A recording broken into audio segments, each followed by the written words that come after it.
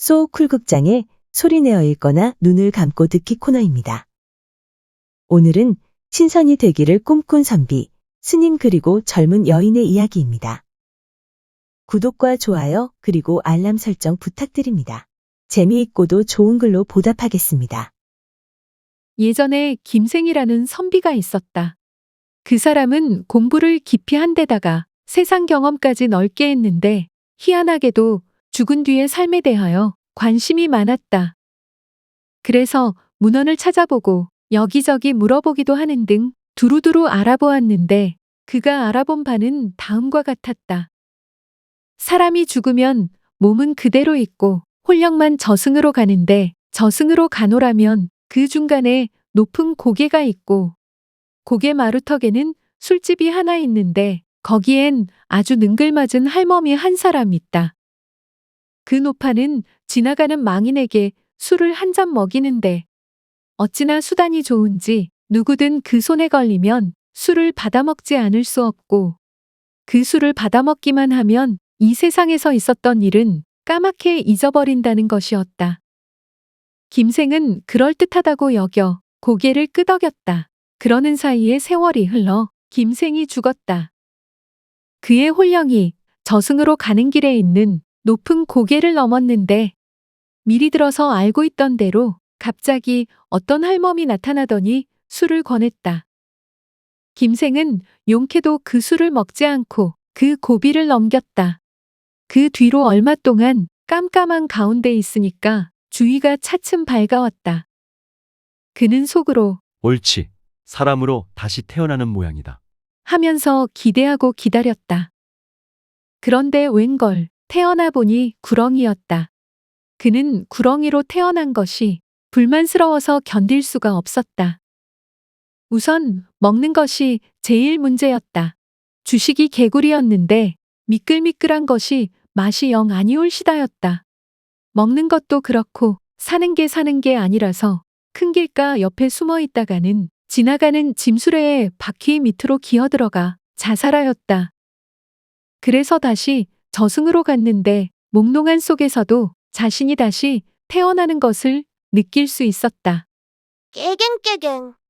자기 소리에 자기가 놀라 번쩍 정신을 차려보니 들깨 새끼의 모습으로 내팽개쳐 있었다. 들깨가 된 김생의 삶은 말 그대로 비참했다. 생선 토막을 훔쳐 먹으려다 깨진 사기 그릇 조각으로 호되게 얻어맞기도 하고 아이들의 발길에 차이기도 하면서 굶주린 배를 채우지 못해 온갖 더러운 곳은 다 뒤지며 다녀야 했다. 사는 게 너무 힘들어 개백정을 보고는 눈을 질끈 감고 달려나가 그 앞에서 깽깽거리다가 끌려가서는 죽임을 당했다. 그래서 다시 태어났는데 이번에는 사람이었다. 태어나자마자 어찌나 좋은지 무릎을 치며 아이고, 좋아라. 하고 소리쳤다. 이를 본 아기 엄마는 태어나자마자 말하다니 참으로 요사스러운 일이다. 이 아이를 그대로 두었다가는 큰일이 날지도 모르니 기르지 않는 것이 좋겠다.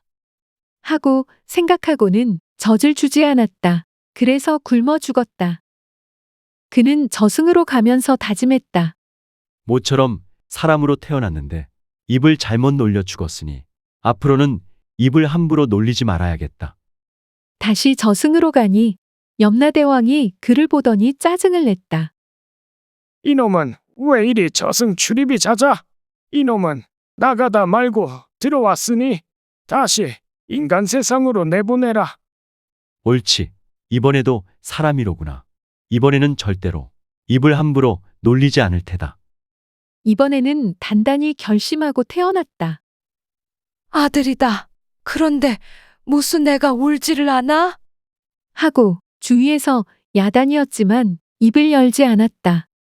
배가 고파도 울지 않았고 좋은 일이 있어도 웃지 않았다. 그래서 병신자식이라고 멸시와 천대를 받으면서 자랐다. 드디어 10여 세가 되었는데 답답하여 견딜 수가 없었다. 그래서 적당한 시기에 말문을 열리라 생각하였다. 그런데 하루는 아버지가 환갑잔치에 청첩장을 받고 수연시를 짓는데 좋은 식구가 떠오르지 않아서 애를 쓰다가 뒷간에 갔다. 윗목에서 혼자 놀고 있던 그가 아버지가 짓던 수연실을 들여다보니 짝을 채우지 못했고 운이 맞지 않는 곳도 있었다. 그는 전생에 배운 글솜씨를 발휘하여 글에 짝을 채워넣고 운이 틀린 곳을 고쳐놓고는 다시 제자리로 와서 놀고 있었다. 그런데 아버지가 뒷간에서 돌아와 짓던 시지를 보니 미처 생각하지 못했던 것이 채워져 있고 잘못된 곳을 다 바로잡아 놓았다. 누가 왔나 하고 사람이 숨을 만한 데를 찾아보았으나 아무도 없었다. 식구들을 불러 그 사이에 누가 사랑채에 왔었는가를 물어보았으나 아무도 오지 않았다고 하였다. 그때 아들이 입을 열었다. 아버지, 왜 그러셔요? 놀라 어쩔 줄을 모르는 아버지께 아이는 계속 말했다. 지어 놓으신 글이 좀 서툴기에 제가 약간 고쳐놓았지요. 아버지는 좋아서 소리쳤다. 여보, 여보, 얘가 말문이 열렸소. 무엇이라고요? 어머니가 버선발로 달려오자 아이는 말했다. 너무 오랫동안 숨기고 속여서 죄송합니다. 아이는 지난 일을 부모님께 다 이야기하고 함께 잘 살았다. 나이 들면서 그는 신선이 되어 장생불사하기 위하여 끊임없이 수행했다. 세월이 흘러 부모님이 돌아가시자 재산을 아끼지 아니하고 배고픈 사람에게는 밥을 주고 옷 없는 사람에게는 옷을 주었다. 돈 없는 사람, 어려운 일을 당한 사람에게는 돈을 주었다. 그러다 보니 부모로부터 물려받은 재산이 어느새 다 없어졌다. 좋은 일을 많이 한 다음에 드디어 때가 되었다고 여기고는 괴나리 보찜을 짊어지고 길을 떠났다. 어디만큼 가다가 쉬고 있는데 불승이 와서 옆에 앉아 쉬면서 말을 걸었다. 시주님은 어디를 가시오? 신선이 되어볼까 생각하고는 금강산으로 갑니다. 어떻게 신선이 된단 말입니까? 나는 좋은 일을 많이 했으니 신선이 될 수 있을까요? 그럼 나도 신선이 될 수 있을 것 같소이다. 스님은 무슨 좋은 일을 하였소이까? 시주를 얻어다 절을 많이 지었으니 좋은 일 한 거 아니오? 두 사람은 함께 길을 떠나서 어디만큼 가다가 다시 쉬고 있는데 어떤 젊은 여인이 와서 말을 걸었다. 말 끝에 자기도 좋은 일을 많이 했으니 신선이 될 수 있다고 하면서 함께 가자고 하였다. 세 사람이 어디만큼 가다 보니 세 갈래 길이 나왔는데 그 옆에 돌미륵이 서 있었다. 젊은이가 미륵 앞에 가서 절을 하였다. 미륵님, 제가 신선이 되고 싶어서 여기까지 왔습니다. 어느 길로 가면 좋을까요? 그 모습을 보고는 다른 두 사람도 똑같이 절을 하였다. 그러자 미륵은 젊은이를 보고는 오른쪽 길로 가라고 하고 스님과 여인에게는 왼쪽 길로 가라고 하였다. 젊은이가 바른 쪽 길로 어디만큼 가니 참 좋은 기와집이 나왔다. 그 집은 신선이 거처하는 신선당이었다. 젊은이는 신선이 되어 그곳에서 살았다. 신선이 되어 얼마를 지낸 젊은이는 함께 온 불승과 젊은 여인이 어떻게 되었는가 궁금하여 오던 길로 되돌아가서 삼거리의 돌미륵에 물었다. 미륵님, 소생과 같이 온 일행이 어디에 가 있는지 좀 봤으면 좋겠습니다. 그건 봐, 무엇 하나? 그걸 보면 놀라게 되어 아니 돼요. 놀라지 않을 터이니 보게 해 주십시오. 좋소이다. 정신 바짝 차리고서 왼쪽 길로 들어가면 당신이 있는 곳과 비슷한 집이 나을 것이오. 그 집으로 들어가면 대청마루가 있는데 마루 창을 뜯고 보시오. 젊은이가 미륵이 가르쳐준 길로 얼마를 가니 기와집이 있었다. 대청마루를 뜯고 보니 불승하고 여자가 구렁이가 되어서 혀를 내두르고 있었다. 젊은이는 대청마루를 도로 덮어놓고 미륵한테 와서 물었다. 저 사람들은 어째서 저렇게 되었습니까? 그러자 미륵이 점잖은 목소리로 말했다. 당신은 없는 사람을 도와주고 좋은 일을 많이 하여 그 보답으로 신선이 되었소. 그러나 그 중은 여기저기 다니면서 농부들이 피땀 흘려 지은 곡식을 시주받아다가는 남몰래 술 먹고 오입질했소. 그것뿐이 아니요. 불사한다고 말하고는 자기 이름으로 집을 짓고 농토를 모두 자기 이름으로 했소. 이는 자승자박이자 죄 중에도 여간 큰 죄가 아니요.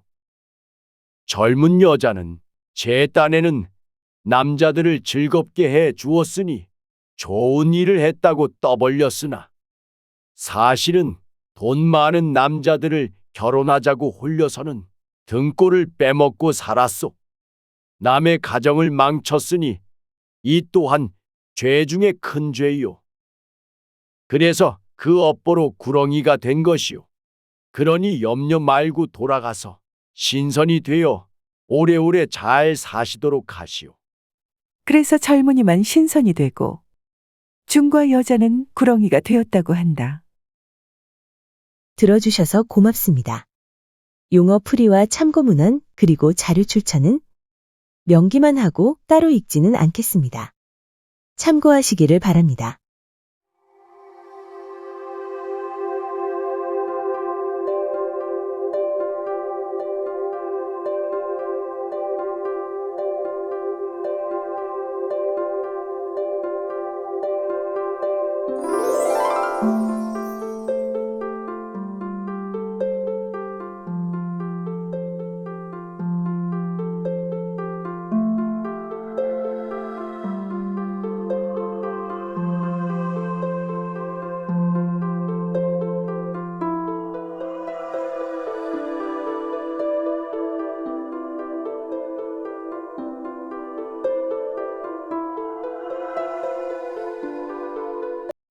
소우쿨 극장은 일주일에 2번, 매주 화요일과 토요일 오전 11시 전후에 이야기 올리는 것을 원칙으로 하겠습니다.